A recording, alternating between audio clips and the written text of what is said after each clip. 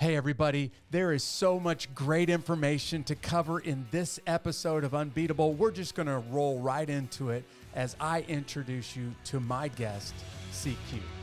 These stories of triumph over adversity will help you handle your toughest days in life.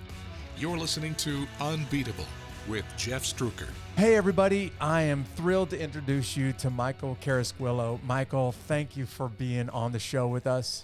Very happy to be I'm just going to call you CQ from here on out. Is that cool? That is the preferred. All right.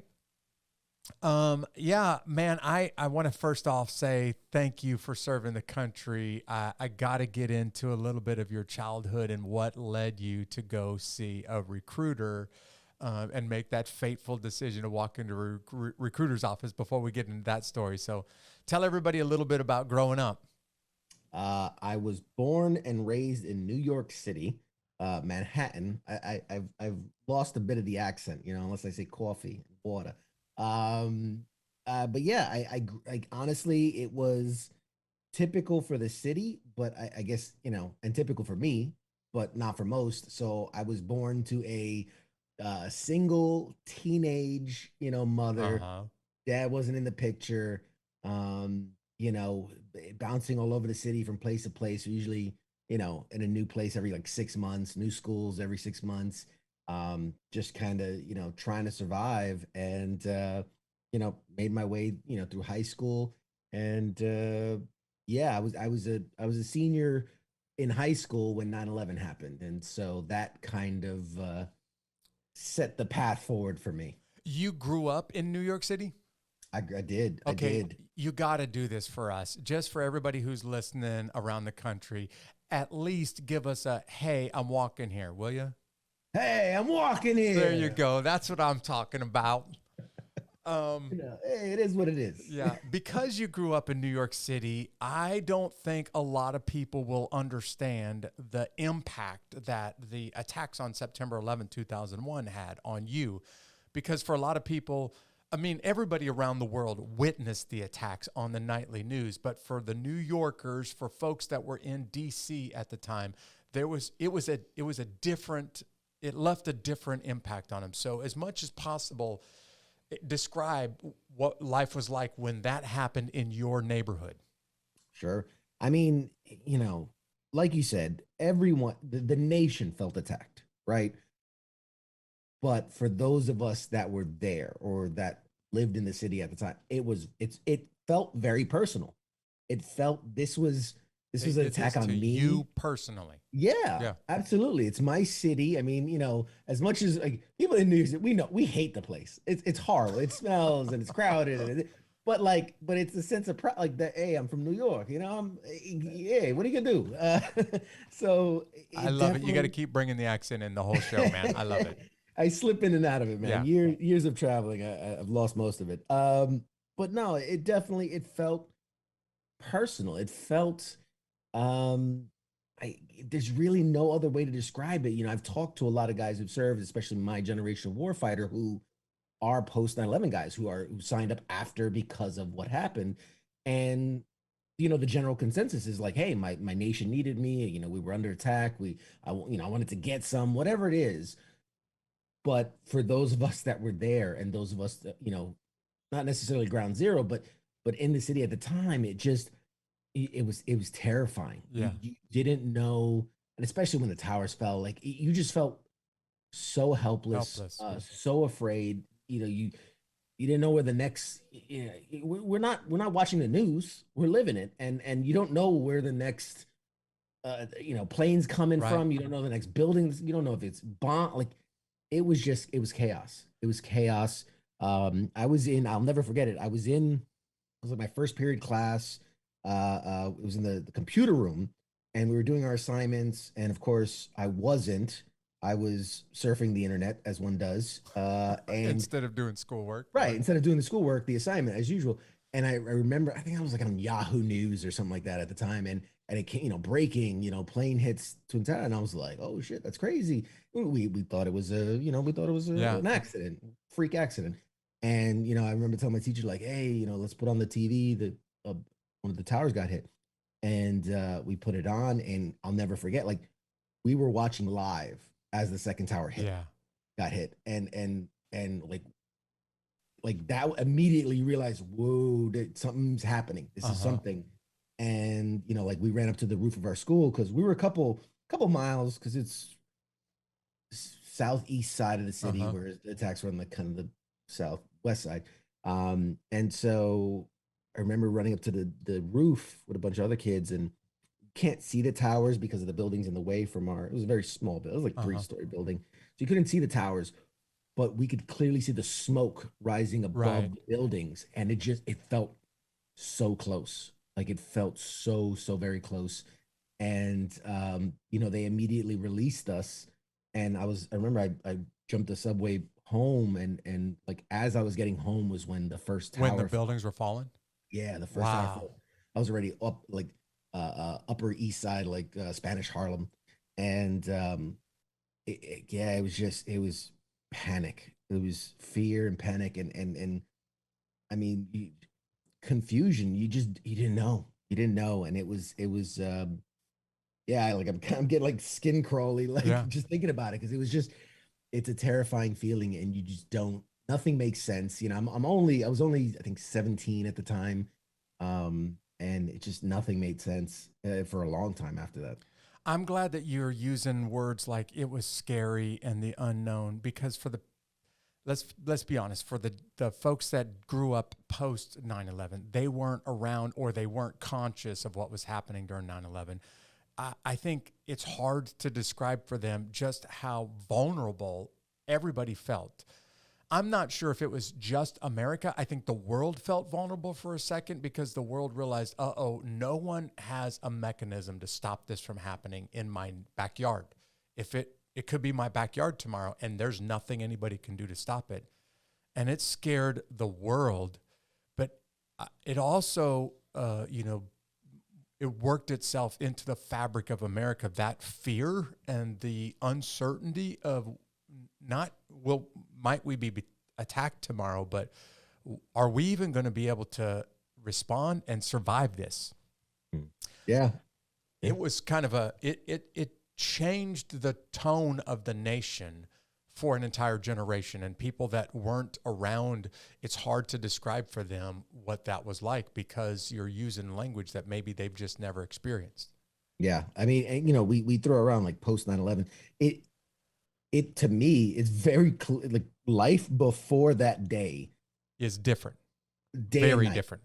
Yeah. Day and night. I mean, you want to say like, oh, well, airport security is different now and all these, but it's like, so just the fabric of who we are and how we experience things like terrorism never crossed my mind. Nobody even used the word before that. Yeah, like it just, and I'm not to say that these things don't exist and that these things weren't happening. We had the, Oklahoma City bombing and, all these different things that had happened and attacks and but this like fundamentally changed everything. And I've been very fortunate to travel to other countries, and like the idea that it not only impacted us and who we are in America, but that it rippled across the world. It touched every corner of the world. Talking to people in Italy, in France, in Germany, and like it like 9/11's a thing, the same way you would refer to like World War II. Like it was this massive event. And I mean, I hope we never see anything like that again. But me too. Yeah, it's scary. It was our generation's Pearl Harbor is really what it was. Absolutely. All right, CQ. So some guys get scared after 9/11 and they run away. You, because of the attacks on 9/11, go to a recruiter. And you're not the only one. You've already mentioned there are some pretty amazing guys and gals that went to see military recruiters and said, I'm here I am, sign me up. I don't even know what I'm getting into, but I do know I'm not going to sit back and let this happen and not try to make my stand. So why the Army first? And then my follow-up question is, why infantry second? But let's talk Army. Why did you skip the Marine Corps? Because let's be honest, they have the best looking uniform on the planet. Why did you go to the Army instead of the Marine Corps? The sword, like that sword, man, right? The sword with the uniform, like, that really sells it. So I'm going to be 100% honest here. And so brace yourself, everybody. Here we go. Like the military had never crossed my mind like as a kid from New York City, here's how bad public school education is in New York City. I assumed every city in the country was like New York City, maybe smaller or bigger, but like if you showed me a picture of, I don't know, the forest in Virginia, I would have been like, oh, that's one of those like 1860 pictures of like old colonial That times. doesn't really exist anymore. Right. And like I couldn't fathom, and I wasn't very well educated, honestly, that like there's rural towns and like farm towns. Like that concept didn't, really resonate with me.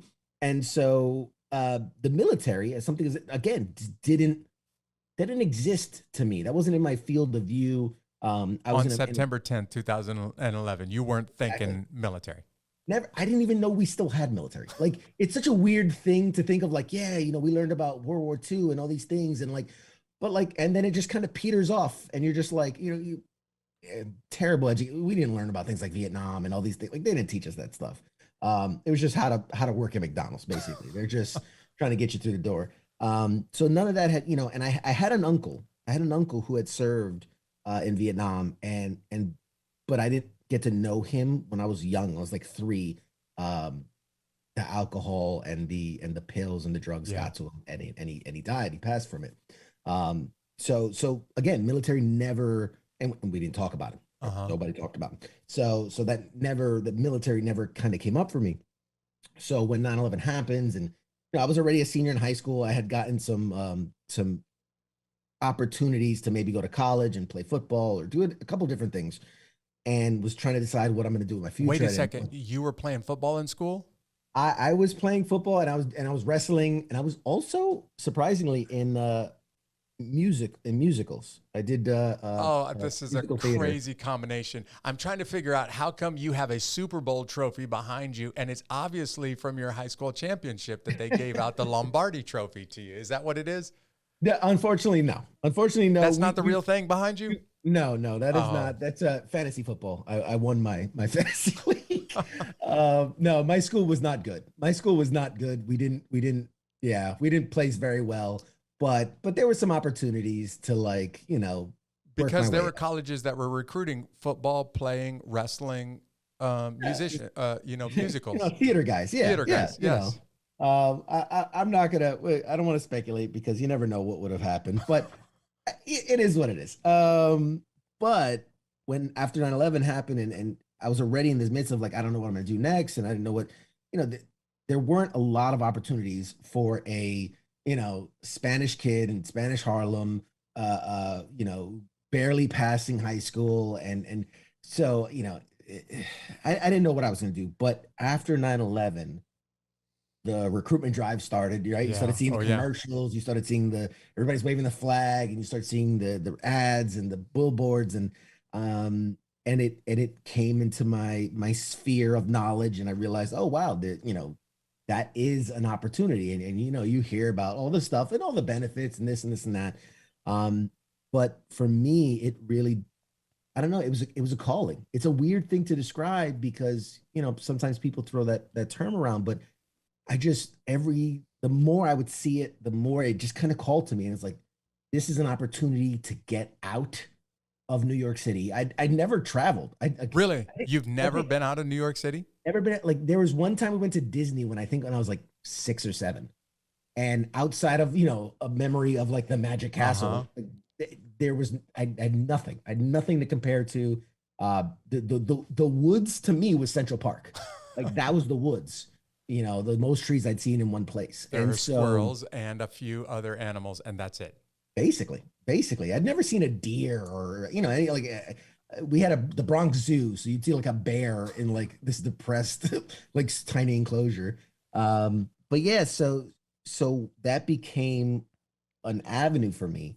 And when I thought about what I wanted to do, the first thing, and this is what I said, I'm gonna be honest, the first attempt at joining the U.S. military, I walked into an Air Force recruitment thing. Oh, come on. Because, and again, not knowing anything, not knowing like, Air Force has like the best food or the easiest whatever. I had this idea that I wanted to fly fighter jets. Like that, I wanted to drop bombs. I wanted to fly. Like, that was in my head. That's what I wanted to do. And needless to say, I was laughed outside. Just bad. Every Air Force recruiter is rolling his eyes right now. Like 10,000 kids a day walk in and say, I want to go fly an F-16.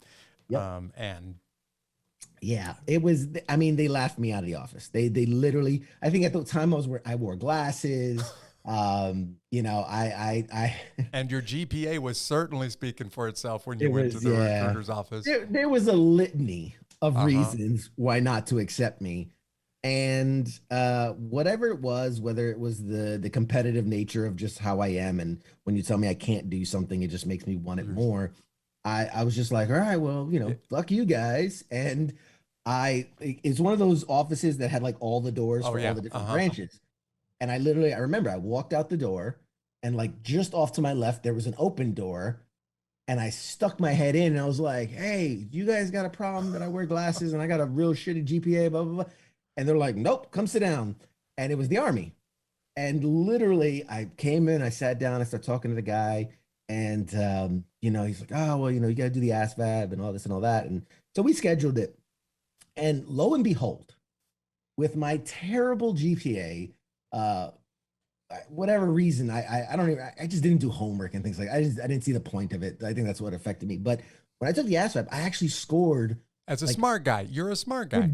This ridiculously well. I think like at the time they said like, well, there's 240 jobs in the Army, and I think I qualified for like 230 of them, like based on my ASVAB score. And so the guy was just like, well, he had like all these, like, well, here you go, and like there's a whole table, the whole deck of cards, right? And I just remember like looking, and I'm like looking, and you know all the pictures and things. I'm like, that sounds stupid. And I just came to one that had like pictures of explosions and things. I'm like, oh, what's this? And I like started, it's like, oh, infantry. Like, oh, this is fascinating. And all right, I don't think I've ever admitted this. I don't think I've ever admitted this publicly. Go for it, man. Come on. At the time, again, not knowing what I don't know, I thought infantry was the guys that rode horses. I mixed them up with cavalry.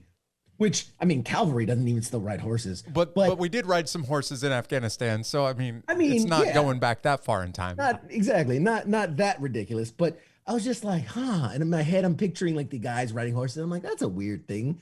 And I was like, that's weird. But I put that aside, and I was like, but, you know, in reading, it's like, oh, you know, weapons experts and, you know, blow stuff up and kick indoors. And you know, the tip of the spear, right? All the stuff we hear. And like front line. That all got you going, didn't it? And I was like, yeah, man. I was like, like to me, I was thinking like, you know, like football, you know, you're the lineman, you're the guy, the protector, the pusher, all these different things. And so I was like, all right, that sounds good. And the guy, I should have red flag. He goes, really?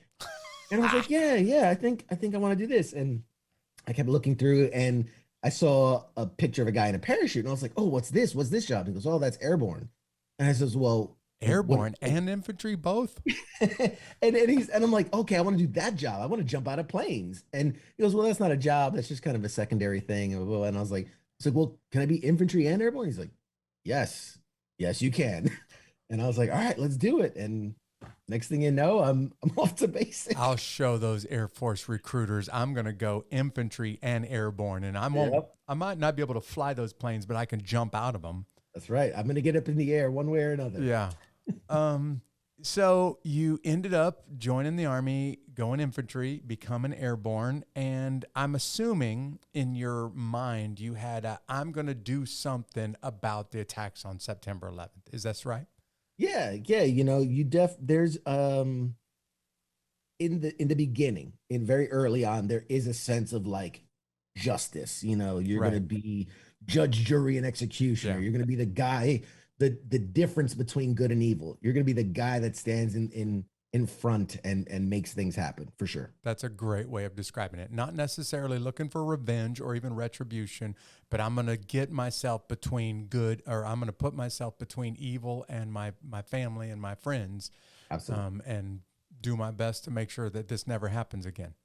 Yep. I'm asking you that because you're in the Army for a minute before you deploy for the first time. But when you deploy, it's not strictly speaking to Afghanistan to fight the Taliban and Al Qaeda. Your first combat deployment is Iraq. Can you describe that? Yeah. Tell And us when you, a little bit about what you've been doing in the Army up to the point that you leave for Iraq. yeah, it's funny that you say, you're in the Army for a minute because that is kind of what happened. I graduate basic training, go straight into, advanced infantry training, and then I go straight into airborne training. When I graduate there, I get sent to Italy, to the 173rd Airborne Brigade in Italy, One of which the ends in Italy. best gigs in the military for anybody Yeah, who doesn't know about it. Go for pre it. 9/11, pre Yeah. 9/11. I find this out later. Like Yeah. everyone's like, "Oh my God, you're so jealous you get Italy." Well, post 9/11, they got deployed every Every day. Yeah. other Yep. year Yep. for minimum 12 months. So anyway, so I get to Italy, and they had just done the first airborne operation since Vietnam. They jumped into Iraq. Uh-huh. I missed that jump by about 2 weeks. Oh, it's the one that got away from you. The one that got away. And it's Dude. funny because I should have been in earlier than that, but I was on the delayed entry program. So it took 6 months to get me to basic. Whatever, it doesn't matter. So I get to Italy and the place is deserted.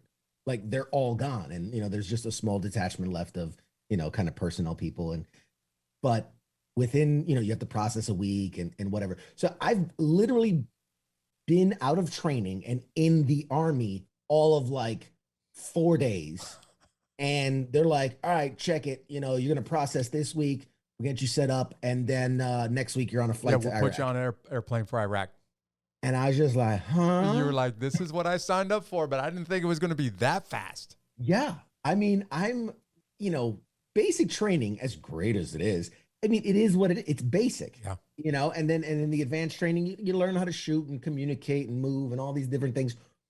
I had no tactical knowledge. I had no unit cohesion. I had nothing. I had nothing. I'm as green behind the ears. I want to say I may have the record for this from the fastest from graduating to combat, maybe in the history of the art. I don't know. I want to say I'm close. But within 2 weeks, I'm on the ground In Iraq. combat zone in Iraq. While there was still an Iraqi army fighting back. Oh, yeah. Early in Iraq, right? So there's still a good fight going 2003. on. Yeah. I'd been there March of 2003. So there was still fighting. There was still somewhat of a regime and somewhat of a military fighting back. It was intense.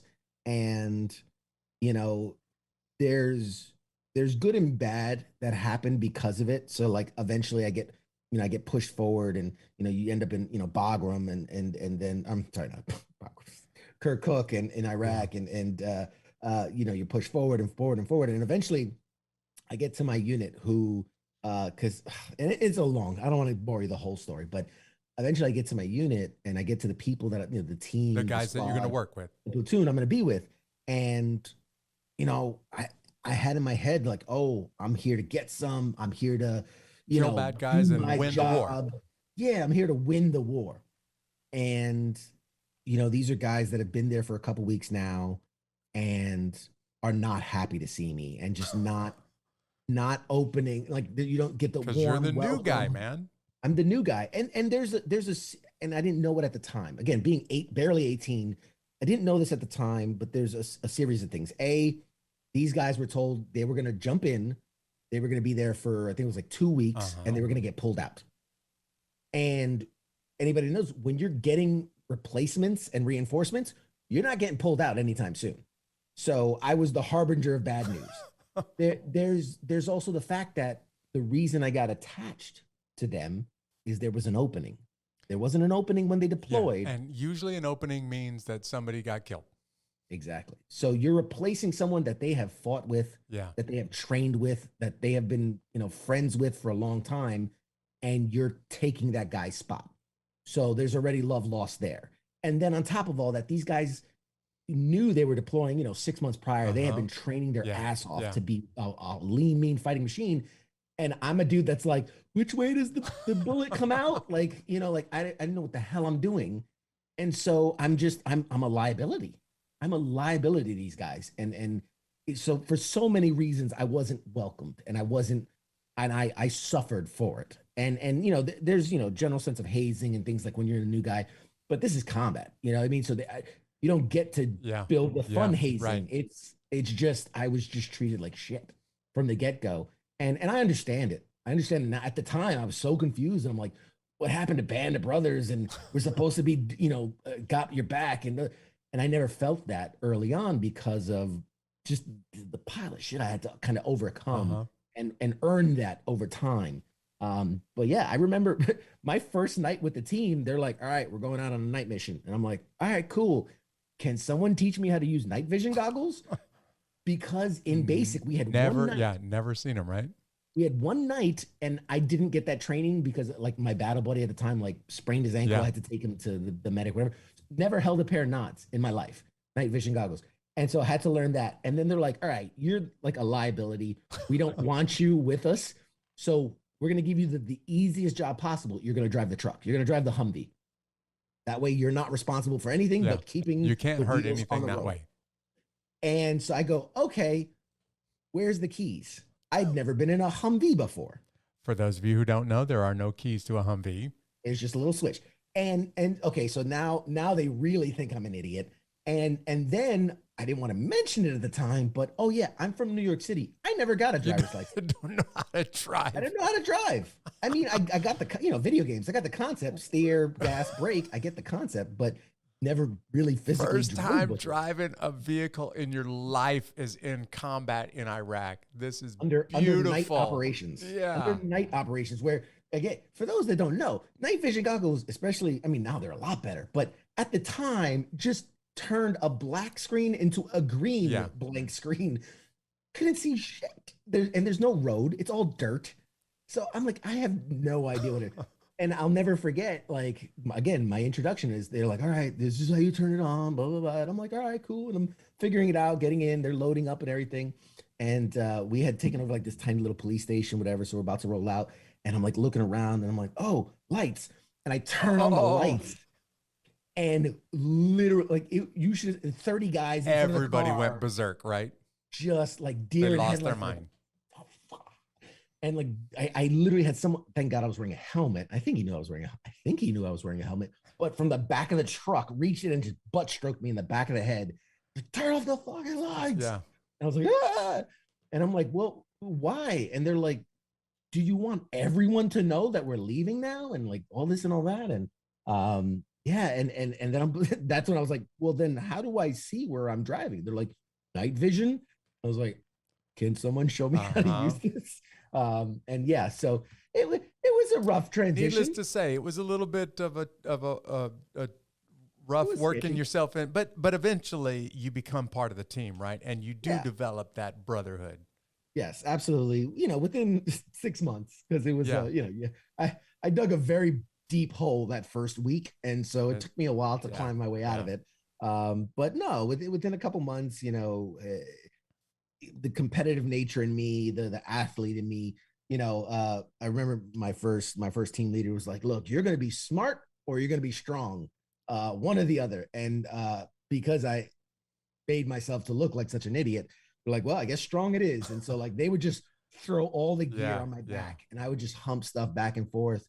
Again, they gave me the easiest jobs like maintaining the vehicle and making sure, all right, fluids are topped off and oil the joints and all this stuff and make sure the gear's ready to go so everybody else can just take it easy. So I was kind of a bitch boy for the first little while, but I earned my stripes. I earned my position in the team. And, I figured there was only so many things I could control. And so if I just focus on the things that I could control, everything else would kind of work its way out. Right. And so like I used to study, like I would get the field manuals and early in the war, we didn't have internet or phones or Xboxes or TVs like they have in later years. But so in my downtime, I just read field manuals, clean my weapon. I didn't have to do PT because I got smoked all the time, all the time. My first sergeant was just a real dick. And his amusement was making me suffer. Yeah. And so like he would smoke me just randomly for no reason. But I got strong. I got fast, and I got smart. How long was that first trip over to Iraq?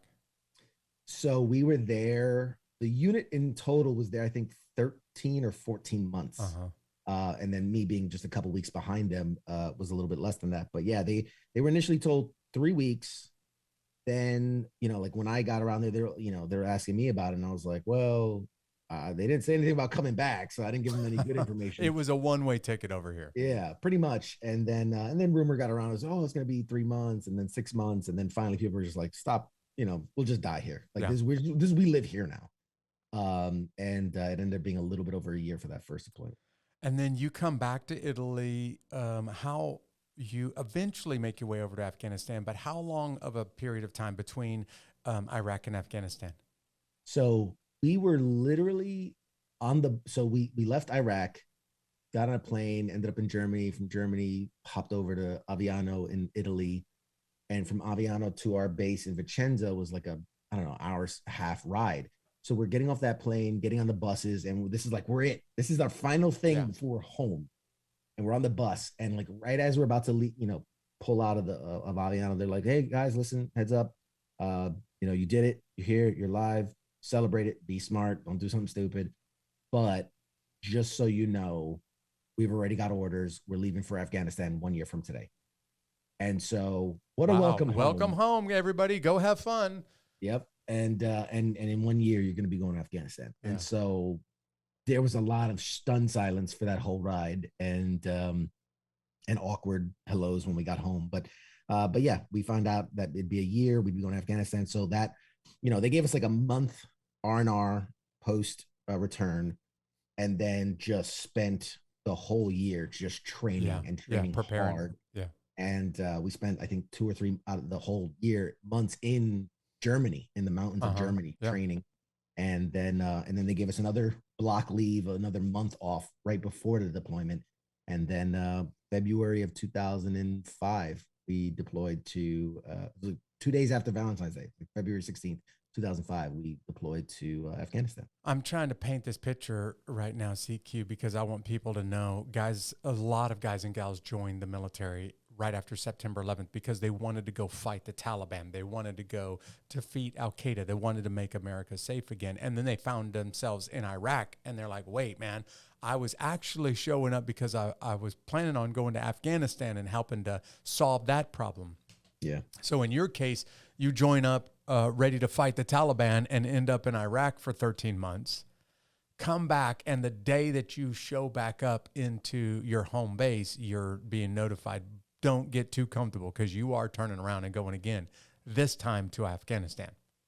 Yep, pretty much. Were you married at the time? No, I was single. So I was single when I went to Iraq. I was dating somebody when I went into Iraq. But she was so great that she was very, the Dear John letters. Oh, yeah. For those of you who don't know it, it's the letter saying, I'm done with you and you can't do anything about it because you're in combat and I'm back at home. Yeah. Like you've been gone 6 months and I'm 3 months pregnant. Right. No, I was dating someone and she was awesome. And we were really good friends. And she said, look, we don't know when you're coming back. And I'm young and I want to do my thing. And I respected that because I'd seen so many bad letters and I'd seen so many people got, cheated on and this and this and that. And so I was like, hey man, do you, I get it. We hadn't been dating long. So I was like, why would you, a couple weeks, maybe. So I was single throughout that. And then when I got back to Afghanistan, got into a couple, date around, whatever. And then prior to Afghanistan, I was kind of in a serious relationship the last couple months before Afghanistan, as serious as you can be at like 19. But thinking this is Italian girl, and I was like, I think this is the one. You got a beautiful Italian girl. This is the one. She can cook and she can do the things, and she was great. And that didn't. Long story short, it didn't work out. But yes, I deployed to Afghanistan in February of 2005. So by the time you get to Afghanistan, how long have you been in the Army? 2.5 years? I mean, my entry date is January 15th of 2003. So a month over 2 years. Okay. On my second combat tour. Yeah. And you got to think that, 6 months out of that's training. Oh, yeah. So I in my military career, I spent more time in combat than I did out of combat in my military career. Which is almost unheard of in the U.S. history, but it's true of basically an entire generation of combat veterans from Afghanistan and Iraq right now. Yep. All right. So by the time you get to Afghanistan, you have a couple of things figured out. You know how to wear nods and you know how to turn on a Humvee by now, right? At the minimum, yes, Yes. yes. No, but by the time, I'm very fortunate. I've got a strong work ethic, and I like having the odds against me. So by the time, in the year and a half that I've been with the unit, I built up a reputation. I'd worked my ass off. I'd, soldier of the month board and all these different things, had the highest PT score. I was running when we were in Afghanistan, we do these, not PT tests, but we would just see, challenge each other. And I think at 35,000 feet, I ran a 12-minute 2 mile, so I was physically fit. Yeah. Again, I focused on the things that I can control. So Right.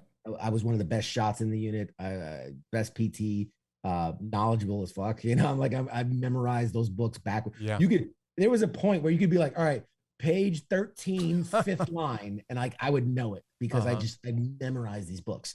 And so by the time we had gotten ready for Afghanistan, I was specialist promotable. I was on the verge of, getting my E5 sergeant, and I was already leading a team within, just because of the experience that I had in, the first rotation. And obviously there's a lot of changeover as people are EPSing out and new guys coming in. So at that point, it's so weird to be my next deployment. Like, I'm looked at as like the grizzled old vet at 19 and leading a four-man team. Yeah. For people that are listening to this podcast, we do shoot video. This will drop on Twitch and on YouTube. They can't see a couple of the scars because they're listening that I can see. But for those people that are listening to this, describe September 2005. You're about 6, almost 7 months into Afghanistan when you go in on this operation. Talk about September 9th. Yeah. So, I was about six or so months in, and we knew it was going to be a year deployment. They told us that right out of the gate. You're going to be there 12 months. So about 6 months in, only a couple days, believe it or not, from my 2-week R&R. Everybody gets like a 2-week R&R while they're there. And so I was a couple days away from mine. And so this particular, we did a lot of things in Afghanistan as infantry do. We're the jack of all trades. Yeah. And so this particular one was really a hot item for us. And we were actually very excited to be doing. We had gotten intel that there was a high value target in our area. And so, because we were right on the border of Pakistan, we're the Paktika province, so right eastern Afghanistan, Pakistan area. And so we knew through rumblings, like we knew way back when, that Osama bin Laden was in Pakistan. We knew that for a long time. And they were using this, a couple of these valleys to kind of get in and out from Afghanistan. So we get intel that says, one of Osama's top guys, like maybe rumor had like right-hand man, like that high, and that he's operating in our area, and that I got to be careful like how much information I share. Yeah. There was a way that we were figuring out his location. And so what they built this mission, and what it was going to be was, we would get the location, we'd, run to the airfield, get in the Blackhawks, get over there, kick in doors, capture this guy, kill or capture, whatever comes. And that would be the mission. And so we did it the first day, get to the village, because they were like recruiting for, Taliban and whatnot. And we missed him. He wasn't there. Checked everywhere. He wasn't there. And people tell us, oh, he just left. And so we did it the second day and the third day and the fourth day, and we're always just missing him. So finally the brass is like, all right, I'm gonna try this one more time, and we're gonna be smart this time, because usually we get the intel, gotta round everybody up, gear up, get to the birds. We're wasting time. So what we're gonna do is we are going to sit on the Blackhawks, fully kitted up. Wow. And just wait. That way, the second we get intel, we are up in the air in 30 seconds. So we sat there for, I think, was like 14, 15 hours. Oh my goodness. All kitted up. Oh. And really only, stepping off the flight line to, hit the latrine, get food. They would bring food to us. I think they were like 3 hours from canceling it. They're like, look, if we don't get hit in 3 hours, then we scrub it, which, it is what it is. And so all of a sudden we get the word. We got his location. Let's go. And so we're up in the air in like 30 seconds. I mean, we are just fine. Like blood pumping, adrenaline going. Yeah. Like we know we got him this time. We know we got him. And so like I said, I was a team leader at the time, and I had my platoon leader was in my Black Hawk, and we're very fortunate. There was two Black Hawks, there's two different teams, two different Black Hawks, and then I didn't know it at the time, but we also had close air support with Apaches. I didn't know it at the time, which comes in later. And so, we're up in the air, we're going. I'm sitting on the, we fly with the doors open. I'm sitting on the door, and we have they have the comms, and hey, 30 seconds out.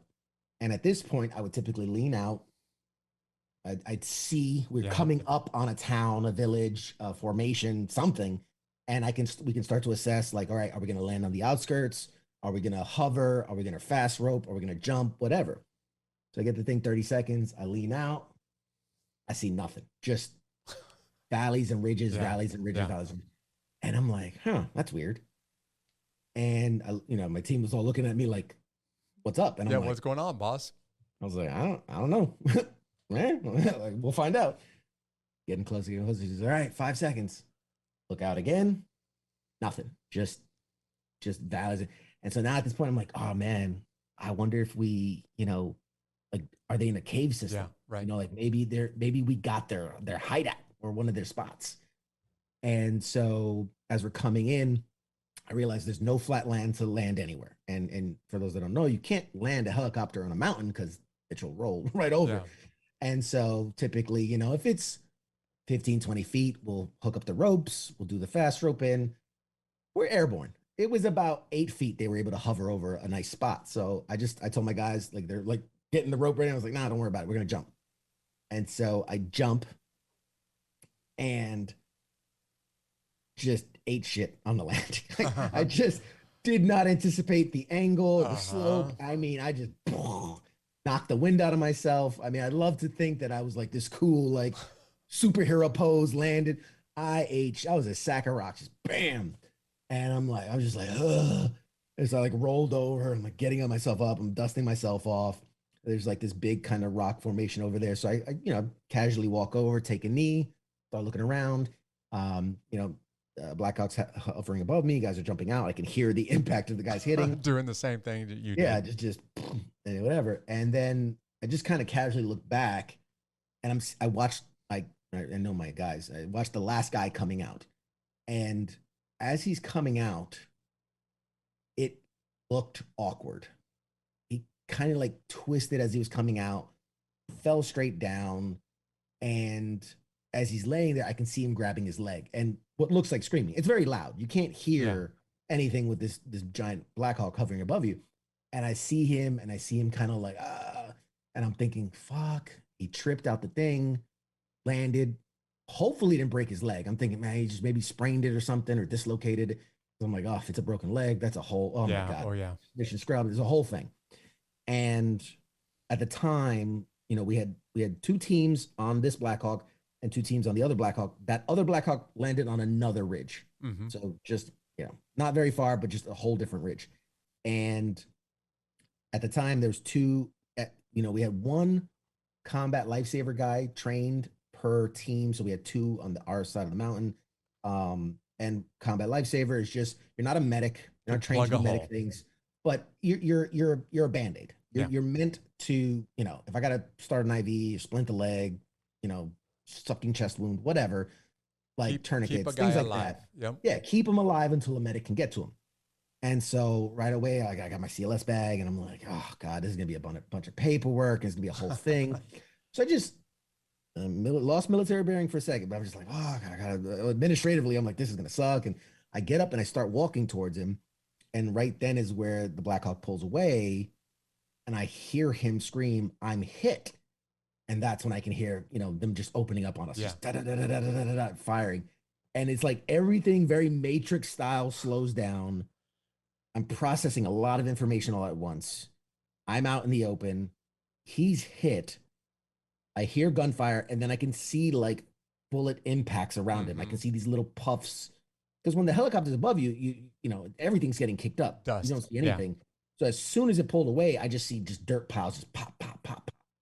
And in that split second, you know, the choice is, I wasn't hit when I was over by that big rock. I can dive for cover, or I can run out and try to grab this guy. Run Now, through the bullets for everybody who's listening right now and can't picture this. I can run through the bullets and get to him, or I can stay by that big rock. I didn't see it that way, but yes, pretty much. And like, what it felt to me like I had time to debate and think about it. But obviously this happens in the matter of a split second. And before I know it, I'm just charging out after this guy. I grab him. We had these little like handlebar collar kind of things on the back of the vest. So I just grabbed him by that, not really knowing where we're getting shot from. I can only assume that we're getting shot from uphill. Is my best guess. But not going to stand there and look around. So again, my brain just says I didn't get hit when I was over there. That's safe. And so I grabbed him by the collar and I start dragging him as fast as I can. And I'm, trying to assess as I'm dragging. And so this part has taken me a very long time to understand what happened.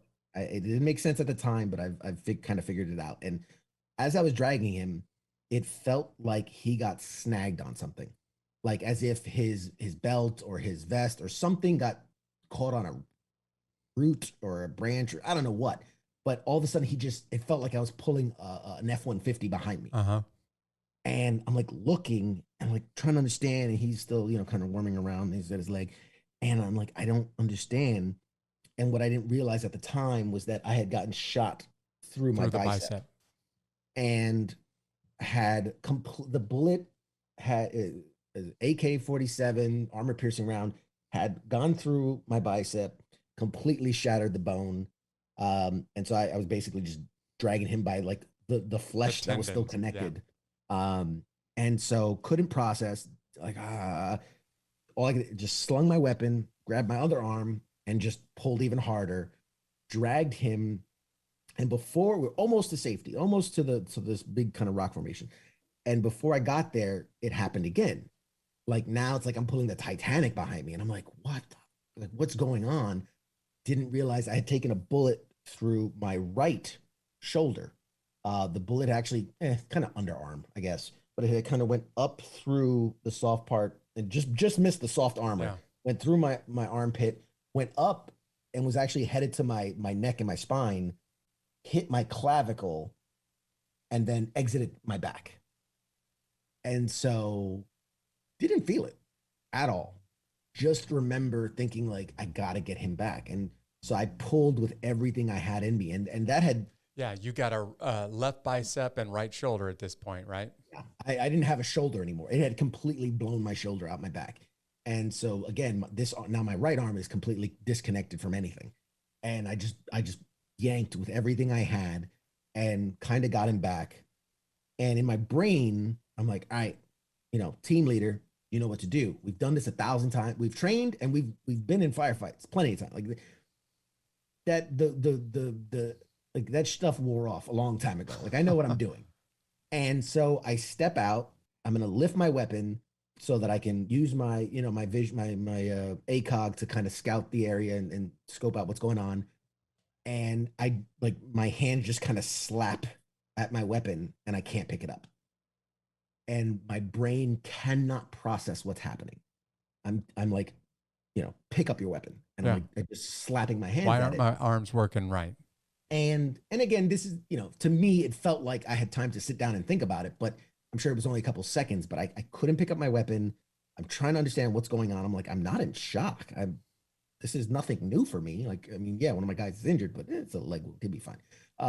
And in that moment of me standing there trying to pick up my weapon, it felt like I got hit by a bus. And basically I had taken 2 shots, one basically to the heart and one lower abdomen. Now they were stopped, luckily, by the armor I was wearing. By the metal plate. Yeah. Yeah. Well, we use that ceramic back in dragon the day. skin, yeah, dragon skin, IBA, whatever high tech shit that was at the time, and which is only rated to stop one bullet. Yep. Believe it or not. And so luckily they were spaced out enough that it absorbed all the impact, blasted me off my feet, and didn't know it at the time, had shattered almost all the ribs on my right side and collapsed my lung. And so I'm laying on my back, just going like, what the fuck? Like, what was that? And, and at that point, I'm realizing like, oh God, I think I got hit. Like, I thought I was in an explosion. I assumed I got like blown off my feet. And I'm just like, I'm trying, I'm like, just kind of squirming on the ground, like telling my brain is saying, get up, get back in the fight, get up. Like, just, you can't just lay here. My body was just like, nope, we are now we're gonna reboot. And I couldn't, like, I'm just squirming. I couldn't move. I couldn't breathe. Every breath felt like I was getting 20% oxygen. I just couldn't breathe. My brain's going a mile a minute. And I'm laying there again. It feels like an eternity, probably just a couple seconds. And very fortunate that the only other combat lifesaver on that side of the mountain saw me and ran, through gunfire, through explosions. I mean, they were firing RPGs at us, grenades at us, and ran to me. And like, I just remember laying on my back and I see his face over mine, and he's like, "Hey, stay down, stay down." I'm like, "Hey, help me get up, help me." He's like, "No, stay down, stay down, stay down." And so he immediately, like, he's like, "Shit, like, you're bleeding." And I was like, "From where?" And he's like, "Everywhere," right? Everywhere. And I was just like, "Oh shit, that's not good." What is the man? Tell everybody, what is the total amount of wounds that you receive in this firefight? So I shot through the biceps, which completely separated my arm from the inside. Luckily, so again, training is that a bullet going in, small hole, bullet coming out, big hole. Yep. And so very fortunate that the bullet never exited my arm, because had it gone straight through, my arm's completely blown off. There's nothing left. But fortunately enough, I was muscular enough. As the doctor told me, this doctor, he said, muscle is denser than fat. And he goes, the fact that, all we did was lift all day when we weren't on missions. So the fact that I had massive biceps saved my arm. And so, and the fact that it kind of went straight, like you can see where the hole is, it went straight into the thickest part of the bicep. And that slowed down the bullet enough that when it hit the bone, it just kind of ricocheted inside, but never left my arm. So I had that one. I had the two in the chest that shattered my ribs, collapsed my lung. The one through the shoulder, which completely destroyed my clavicle and shoulder. There was nothing left, and exited my back. And then the one that went, this one is harder to pinpoint. Hit you in the hand for those people that are listening. Yeah, right hand, middle finger amputated. Some say it was a bullet. Some say it was shrapnel from a grenade. Yeah. It's hard to pinpoint exactly. Like, it could have happened early. It could have happened late. It's hard to really pinpoint where that one happened. And then, so he's looking down at me, and he's starting to try to assess the situation. And, he's like, all right, I see blood. He's putting tourniquets. And at this point, things are starting to slow down, and I can start to feel the pain, right? Less of the pain at that moment. What it felt like when you're coming down off adrenaline and you start to feel really sleepy and really tired. And I just felt like a battery that was draining. And immediately I realized, oh my God, I think I'm bleeding out. And I'm asking him, I'm like, "Hey man, I think I'm bleeding out." And he's like, he's patting me down. He's like, he's putting tourniquets on my arms, and he's like, "Yeah, there's a lot of blood, but I don't see a lot." Like, he's like, "I don't see enough that you'd bleed out." And it was at that moment, as things were kind of settling down, that I didn't feel pain. But the best description I could say is, if you laid flat on your back, but put like a rock under your back shoulder, like it just felt very uncomfortable. It felt like, I told him, I was like, "Dude, something's going on with my shoulder." And so he slid his hand into my vest, down my back, and immediately ripped it out. And like, as it's in front of my face, it's like he stuck a hand in paint. Yeah. Just soaked. And this is a Mexican kid, very brown kid, like turned just ghost white as I've ever seen, and like unnaturally white. And he's like, hey, there's a hole. And I was like, okay. I was like, "How big's the hole?" And he kind of just balled up his fist. And I was like, damn, that's not good. I didn't pay a lot of attention in combat lifesaver training, but I'm pretty sure big holes are a bad thing. And so, I was like, "Hey man, you gotta pack it. You gotta pack it." And so he's like, we had Curlex, rolled up bandages, and he's popping them open, and he's like, not unrolling it, just shoving bandage. And that's the first pain I felt. Yeah. when he jammed that Curlex into my Inside back, of you. Yeah. that was the most excruciating thing I've ever felt. And so, he starts packing it, and all the while, God bless him, there's a gunfight happening. There are explosions. At one point, someone yelled grenade as he was working on me, and he literally threw his body over me. And I asked him about this a long time, many years afterwards, and I said, why? Like I was barely holding on, and his answer was you were barely holding on. Like, I couldn't let you get more injured. Like, he was willing to put his body so that I didn't get more as injured. A shield. Yeah. Like you see it in movies all the time with it, like you use the guy that's been shot as a shield. Like, you should have hit under me, let me take more of the damage so he stays in the fight. But it's something you don't train for. It's just something that it's a brotherhood. It's a bond that you build. And he just threw his body over me. As soon as it went off, right back to work, just like nothing. And the funny thing was, at the time, I think he was like an E2. He was a private. And we had our platoon sergeant who's, barking out orders over there. And the first thing they teach you in combat lifesaver class is you always reassure the patient. Hey, buddy, hang on. It's going to be okay. You're going to be okay. You're fine. You got to keep their spirits up. And so he's working on me. And I just remember him looking over. He's like, Sergeant Nathan. He's our platoon sergeant. He's like, we got to get the birds back in here. He's got to go. And I heard him. He's like, it's too hot. We can't. They're not going to come back. It's too hot. If you don't get those birds in here, he's going to fucking die. He's going to die right now. And I was just like, oh, man. Not what you wanted to hear. Yeah. Oh, that's not good. I was like, dude, you got to, I'm okay. I'm going to be all right. He's like, he's going to fucking die right here. And so, so he's patching me. Another guy ran over and they're trying to work on me while the, team's doing what it does and fighting back. And again, we're very fortunate that we had close air support and Apaches were there in seconds. They just started raining fucking hellfire on the hillside. I just remember explosions. You couldn't hear anything. It was just so loud.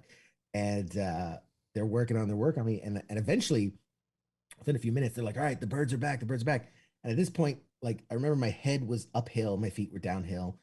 The whole time they're working on me, all I could think of was wiggle your toes, wiggle your toes, wiggle your toes. Because I'm like, if I've been hit in the spine, I'm paralyzed. Oh yeah. But if I could just wiggle my toes, I'm okay. I can deal with the rest of it. And so I just was starting to get the ability to move my feet again. Like, my body was regaining itself. And so I'm like, okay, cool. I'm not paralyzed. That's a good sign, because I couldn't move my arms. And so I thought maybe it was like a higher paralyzation, whatever. Right. And they're like, all right, the birds are here. And I remember I kind of lifted my head so that I could see downhill. And this Black Hawk looked like an ant.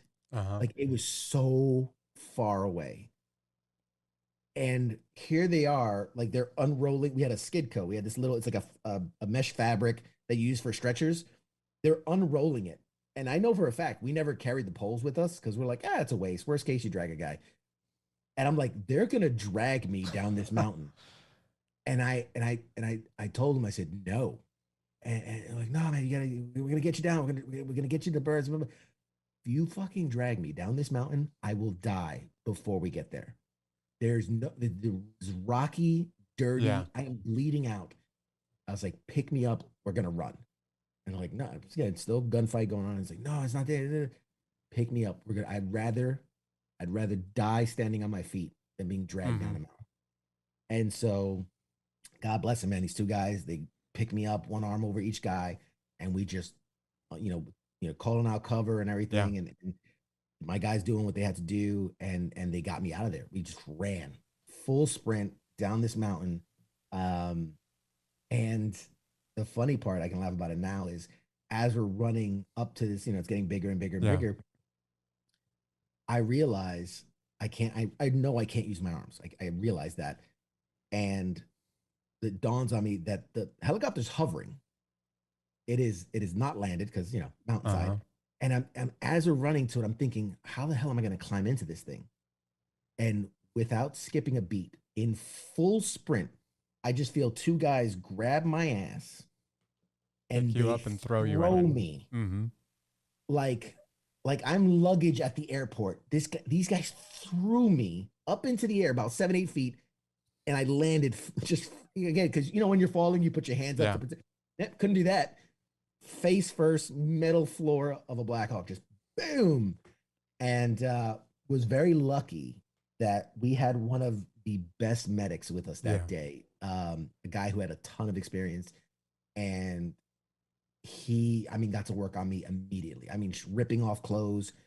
I remember laying there, and I realized at that moment that the guy that got shot in the leg, he was already in there because I looked up and he was in one of the seats. So I was like, all right, well, he's good.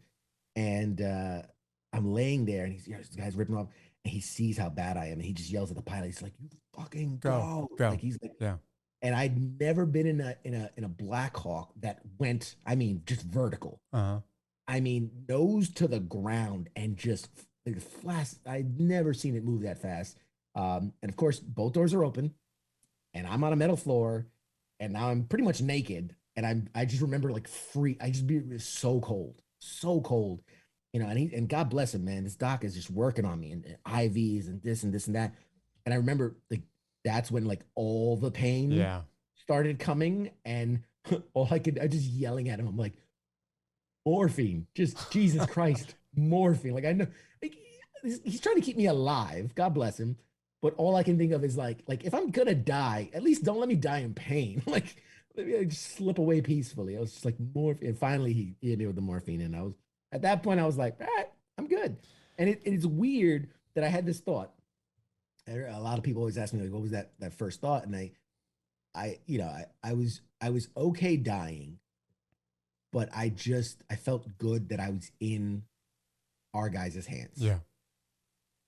You know, not going to fall into the enemy's hands. Yeah. It's just this thought that like, at least I'll get a burial. I'll get a proper send off, and I'll, God forbid, be desecrated by, and it is what it is. That's the worst case scenario. But I was at that point, I was like, hey, I'm in, like, I might die. I know I was aware that I was pretty badly injured, and like, things could end badly for me. But yeah, I was just happy to be in U.S. Forces hands.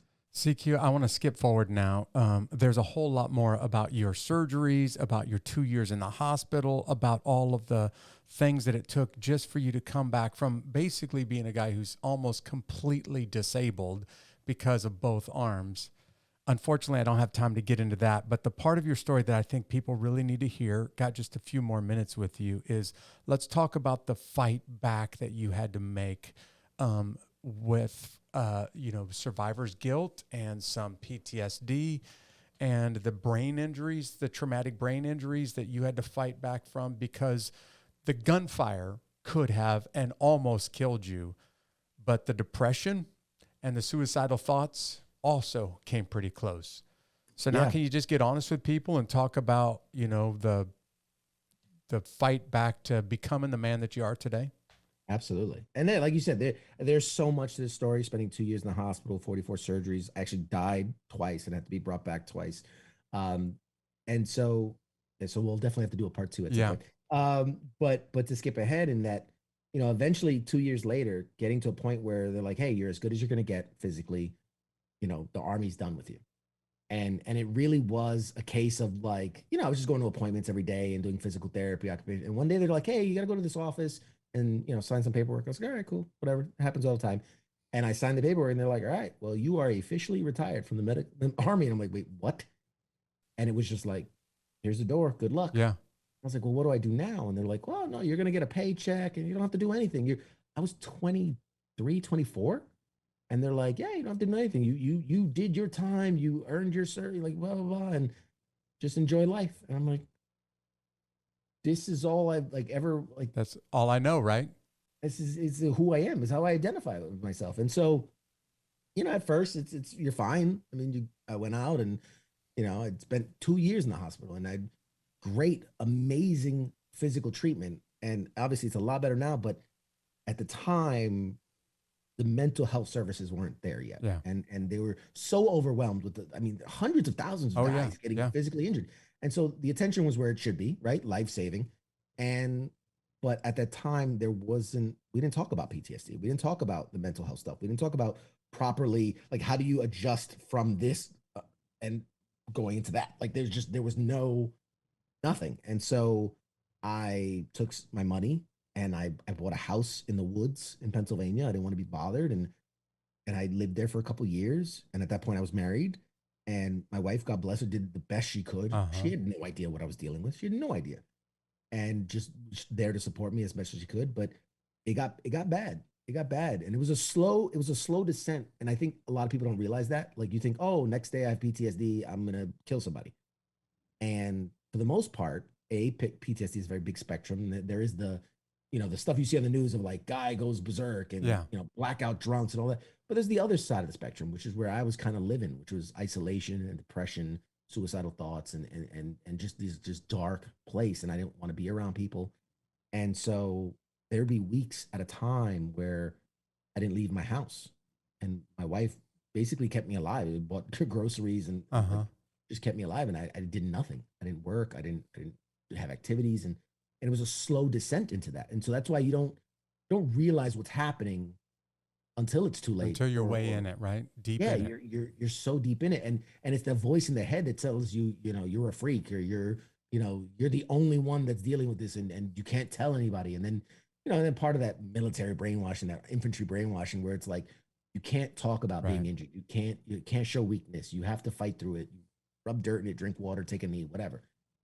And so it's a very hard thing to deal with, and it was isolating. And I was just very fortunate that I met somebody who understood what I was going through, and had to basically walk me through it. He had to show me that what was PTSD, and what I was dealing with. Because I knew a couple guys that got into hardens of pills and booze and stuff, and I was like, oh, that guy doesn't got it together.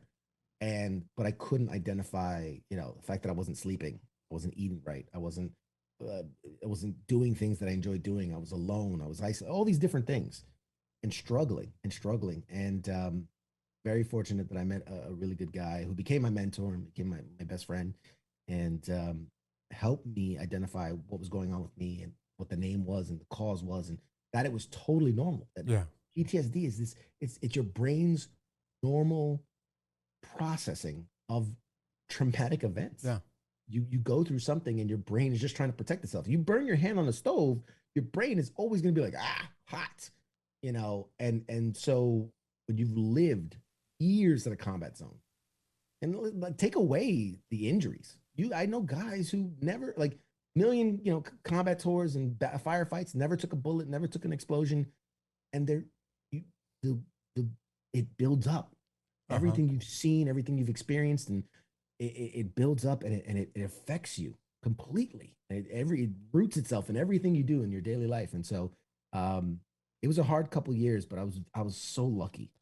I was headed in a very bad place, and I was just lucky that I met the guy that I did when I did, and he got me the help I needed into the programs I needed, and therapy and medication and activities and getting outside of myself, and so many things to get me out of that funk. And it's it's not something that ever goes away. Yeah. Right. I still struggle. I still have bad days, but I can put words to it. I know my support system. I know the things that I can do to take steps to kind of get through it. Um, but yeah, it was a lot. It's a lot, and I'm very lucky. I know I'm very lucky to be around stuff. How did you meet this guy? So at the time, I going through Walter Reed Army Medical Center, where I did in Washington D.C. There's the Red Cross and all these different programs. One of the programs at the time was Wounded Warrior Project, and so they captured my information. Never did anything with them, never whatever.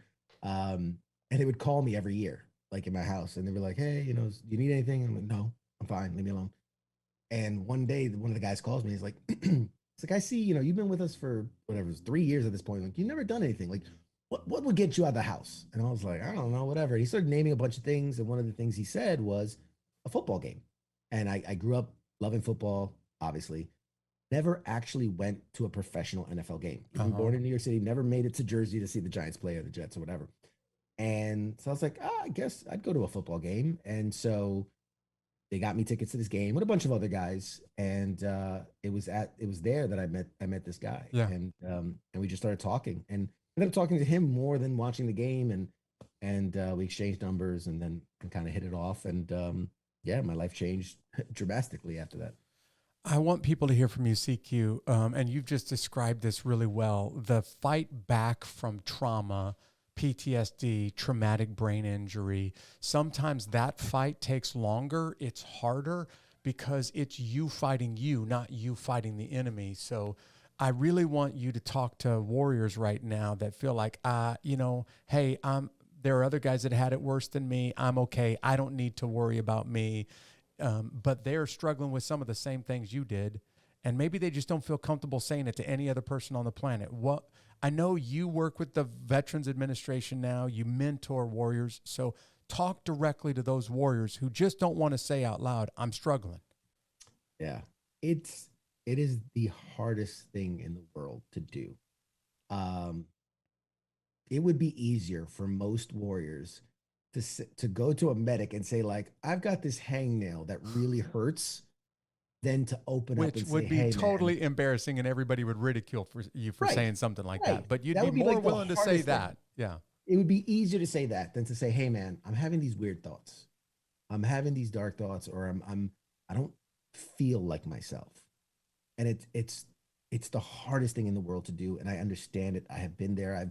Like you said, I've mentored a bunch of guys who, you know, you have to be strong. You know, your family relies on you, your military career relies on you, all these different things. And you don't realize that your mental health is attached to everything you do. Yeah, absolutely. It touches every phase of your life. If you weren't happy with your body, you would hire a personal trainer or get a gym membership, and you would work that out until you got to where you wanted to be. The same rule applies to your mental health. If you're not where you want to be, if you're not happy where you are, you should get a professional, someone who knows what they're doing, to help you get to where you want to be. It's that simple. It's that simple. If I want to lift 300 pounds, I have to work to get to that point. Yeah. If I want to be happy with who I am and in my life, I need to work to get to that point. You know, we drown ourselves in our work, in our families, in our hobbies, whatever it is. And you need to take that time to make sure you're in a good, clean mental health space. And it doesn't mean you're going to be perfect. Nobody's perfect. I'm not perfect. I have my bad days, but understanding that you have a support system, understanding that you can be open and honest about it and talk with it. Me and my wife have developed a system where, if I can tell when I wake up if I'm already off to the wrong start, and like I'll be like, hey, babe, just I'm feeling blue today. That's our little code word that says something's wrong. I don't know what it is. And for some people, I need you to engage me to bring me out of it. Me, I'm more of the person that says, I need you to understand where I'm at. And she recognizes that, and then give me that space so that I can kind of work through it. But I know if in a day or two I can't work myself through it, that I need to then re-engage and say, all right, something big's going on. Maybe I don't know what it is. Maybe I don't know the words for it, but I need external help. And so for me, that's what works. And for so many people, it's different things. Some people need art therapy, right? They need to just get it on a brush. And some people write poetry. Some people, a big one I always recommend for people, volunteerism. Mm-hmm. Go out there, work at a soup kitchen, work at a Habitat for Humanity, build a house, whatever it is that works for you. If you're, a hands guy or not a hands guy, like try these different things and these different tools, and you'd be surprised at what kind of helps you through it. But I highly recommend therapy. If medication is required, then that's not a bad thing. Yeah. It's not a weakness. It's just recognizing that you need, if you had a migraine that lasted 2 years, you're going to take something for it. You know what I mean? So there's nothing wrong with taking, prescribed medication. But the best thing you can do is seek help. Best thing you can do. There's so many amazing programs out there that cost nothing. Other than your willingness to step through the door and ask for help. Yeah. There's no excuse. We live in the golden age of veterans being taken care of. You just have to advocate for yourself. You have to be your biggest advocate. and be willing to kind of go through the process. Yeah, we call this podcast Unbeatable because the idea here is everybody's going to get hit. Everybody's going to get hurt. All of us are going to get knocked down. But there is something that's different for the guys and gals that are unbeatable. They figure out a way to get back up. And part of your story, CQ, is you're a guy that gets knocked down with 5 bullets in one firefight. And for a lot of guys, that would have been the punch that knocked you down and kept you down.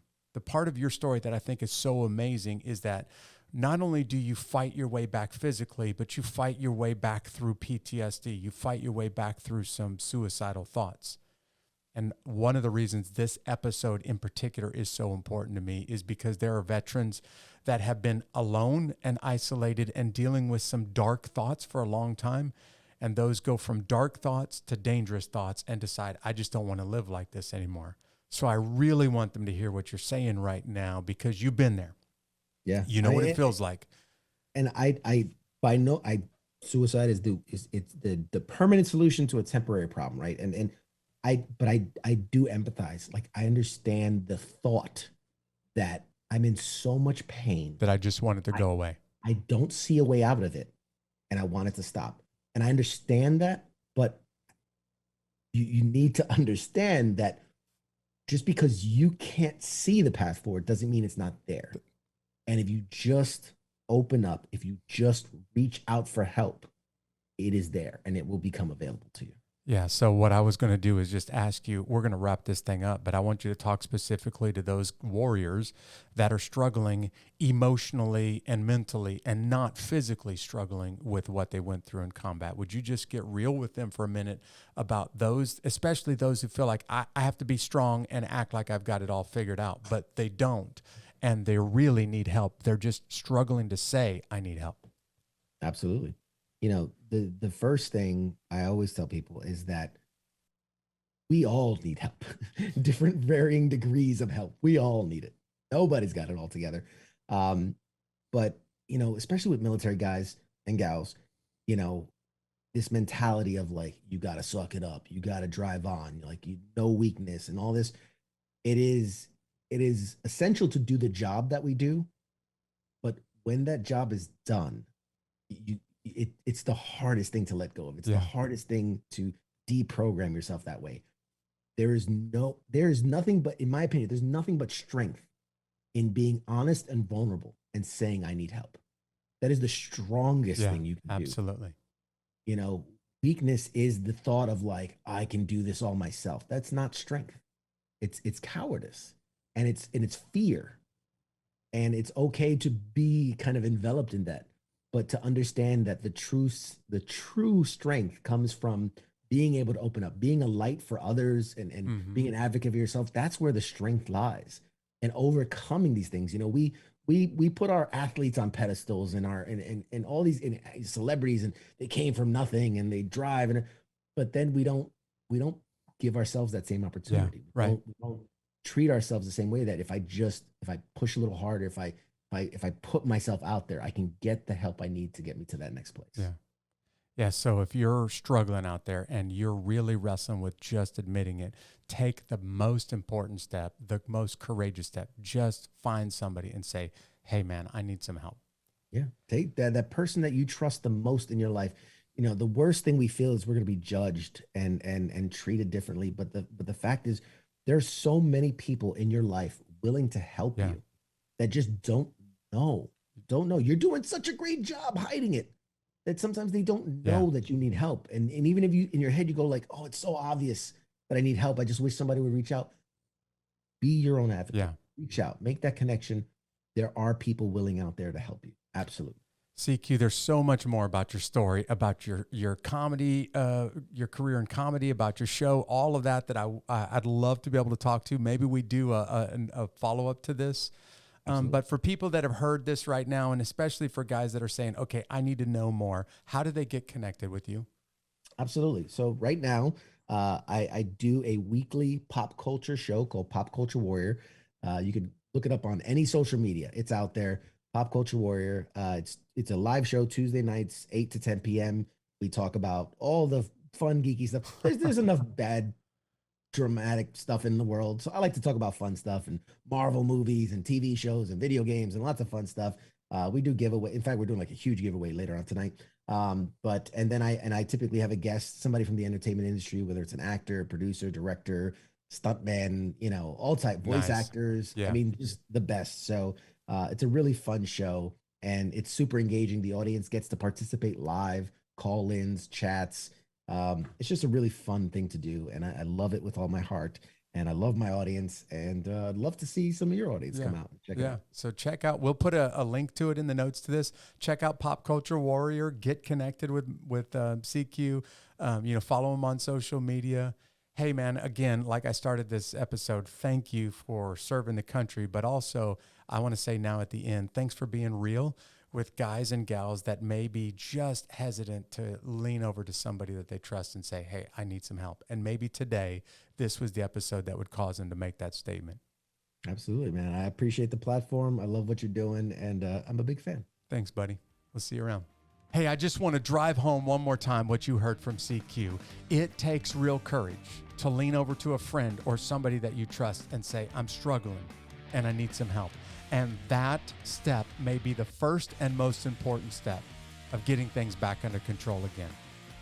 If you just tuned into this podcast for the first time, I want to invite you to follow us on social media. We're pretty much everywhere. Just search for @Unbeatable Podcast.